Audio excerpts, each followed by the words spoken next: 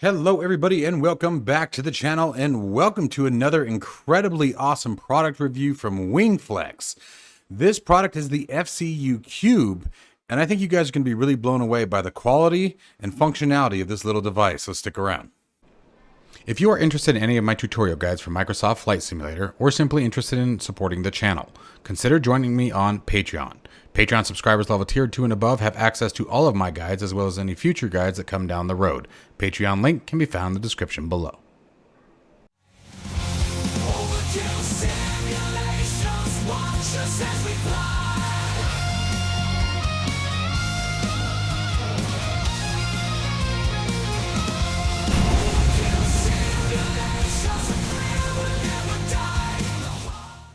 All right, folks, so first up, this is quite the impressive little device. You guys can see how small this thing really is, okay? So you've got the comparison to my hand here, and later on in the video towards the end, I'll show you guys the comparison to the full-size FCP found in the 8320. But this thing is absolutely fantastic. And one of the things that I'm really happy about is the price point. It is only $199. Now, for those of you who say that that's still steep, it's really not for what this does. And any of its competition, if you guys look up any of the mini cockpit stuff, they are actually can be quite a bit more expensive than this device is.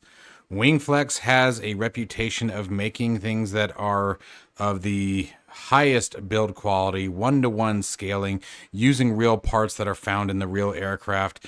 So this little device is obviously not a full-size FCP, but it does all the same stuff minus the FS, right? So let's go ahead and jump into talking about its overall construction. As far as the connection, it only uses a single USB-C connection, which is the same with all the WingFlex products, whether it be their CDU or their giant FCP. It has a single software that runs in the background, requires no configuration. You can use it to update the firmware, but that's about it. Everything else is just plug and play. You start the software, start your aircraft, and you're up into the races. So obviously you guys are interested in the connection to the aircraft. The aircraft we're going to be using today is going to be the fly-by-wire A32NX, but this is obviously supported with Microsoft Flight Simulator P3D as well as Xplane series of flight simulators and the different variants of Airbuses that are available within inside their respective simulators. So for example, the Phoenix is also supported with this device as well. So let's go ahead and move on over to the aircraft. All right, so now that we're in the sim, it's going to be a real quick, obviously, demo, guys. Now, the one thing that I will say, there are rubber pads on the bottom of here. You do need to screw in the mounting holes, as we saw earlier. And we have our two display controls. Now, what I've found with the display controls, as far as their brightness, is they seem to impact the physical display, but not the aircraft, okay? Now, to some, that may be a problem. For me, it's not. I don't mind that. For me, if I'm adjusting the brightness on this, I just want to adjust the brightness on this. But you can see it goes very bright. Or we can adjust the inside or the panel lights and then the display lights and go extremely dark. So it works very nicely. So we'll leave those on like so for now. Okay. Now, as far as the button depression, every button depression is very intentional. You're not going to accidentally bump it, and if you do, you're probably going to move the device before you actually push the button. So with some of these, I mean, again, if you look at the comparison just to my hand, okay, it's very easy. You just sort of grab it with your fingers to hold it in place. There are mounting holes on the legs if you wanted to mount them to a surface permanently. But obviously, we're not going to be able to go into approach mode or expedite or anything like that at this time, but all the buttons do respond inside the sim when available. And as far as the button actuation goes, you guys can see everything works very nicely, and you can spin it and roll it quickly, or making finite movements is very easy. Your push buttons work great. Your pull options work fantastic. Same thing with your altitude modes. So if we wanted managed or open climb or open descent, Same thing with your vertical speed. Your autopilot commands. Now all of these buttons do light up as expected, assuming that the actuation can actually be completed. Obviously with us sitting on the deck here, that's not an option.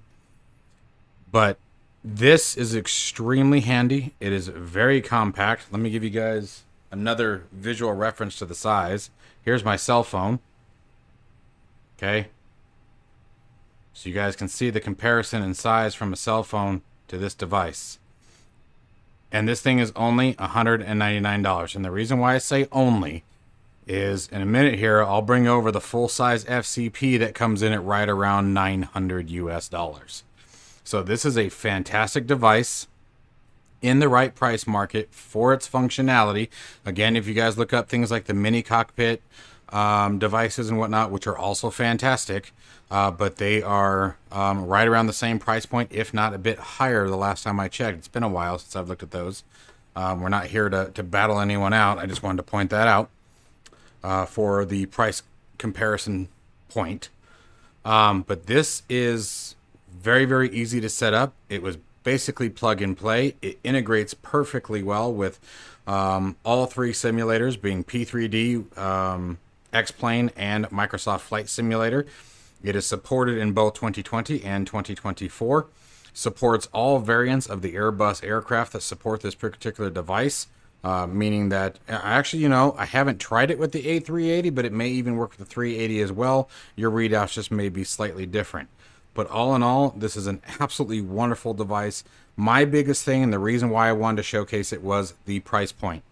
Again, WingFlex and their quality and the materials they use, they tend to have a much higher price point than some of their competition. So to see them release something like this, that is extremely functional, very well designed, and very desirable. Like if you compare it on the full-size desk, I'm going to back the camera up for a second. There's the Bravo sitting next to it. You guys can get an idea.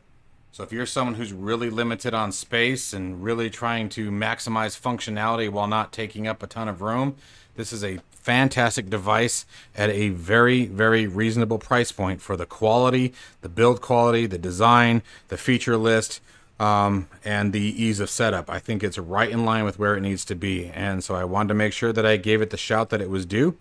Let me know what you guys think down in the comments below. The purchase link, of course, will be down in the description.